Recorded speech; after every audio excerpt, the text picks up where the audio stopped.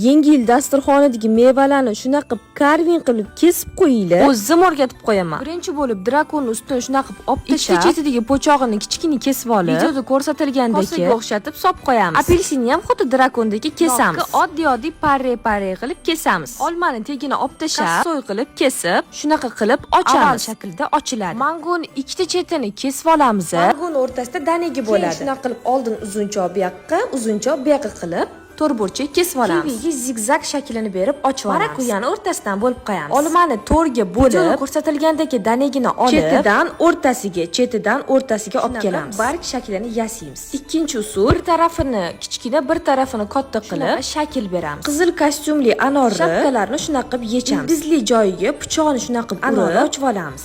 Ananasni tagini olib tashlab, keyin o'rtasidan bo'lib, oldin 2ga, keyin 4ga bo'lib olamiz. Keyin videoda ko'rsatilgandek o'rtasidagi o'zigidan qazib 4ga bo'lib olamiz. Yangi yil dasturxonini karvinlari ham tayyor. Menga podpiska bo'ling. Oson retseptlarni o'zim o'rgatib qo'yaman.